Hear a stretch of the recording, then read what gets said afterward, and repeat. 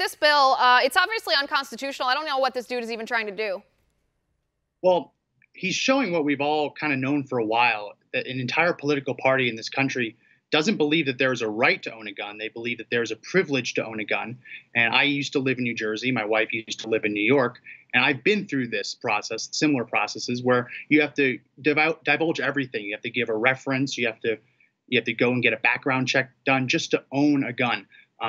It's crazy, but they don't believe it's a right. They believe it's a privilege, and they don't think that there's anything wrong with this. Right. They think that government knows better than we do, meaning they think they, as government bureaucrats, know better than we, the people. Absolutely absurd. So it's also very creepy. I mean, if you play this out, if you imagine what this would look like if this bill became law, and I don't think it will become law because it's obviously unconstitutional, but their intentions are there. They want it to become law. You would literally have to give over your passwords from your phone on your laptop to the government. Government bureaucrats would then scroll through everything you've posted, your private messages, your public messages, all your friends, everything, to determine if they thought you were the right kind of person to own a firearm. Can you imagine what they would use to disqualify us? They disqualify us just for being Second Amendment supporters. Yeah, they also want to look through your search history. And the funny thing is, if you read history of the founding fathers, you go through some of their personal correspondence, they wouldn't qualify to own a gun under this. They had really salty language. They were sexist. They were bigoted. They wouldn't qualify to own a gun.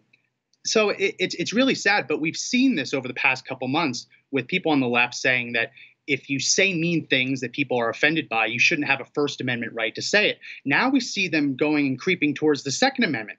What's next? If you say something people disagree with, you wouldn't be able to have a trial before a jury of your peers. Yeah, we saw that with Kavanaugh. We literally just saw that. Supreme Court nominee accused, he didn't get a trial because Democrats didn't like what he'd written in previous court rulings. Yeah, and it's becoming too much, right? People just want to be able to defend themselves, which is their constitutional right. They have an individual right to keep and bear arms for self-defense. And to have this guy who wouldn't qualify under his own bill want to go creep around on your search history and your social media profiles, it's really gross. But until people push back and stop this, they're just going to keep pushing for this. In New Jersey, there's a bill that they want to subject any prospective gun owner to psychological evaluations and home inspections just to be able to buy a gun. They don't believe it's a right. They believe it's a privilege. And until we push back on that, they're going to keep trying it. Want to see more videos like this? Click on the link below and subscribe to One American News on YouTube, and call your cable provider and kindly demand that One American News is added to your lineup.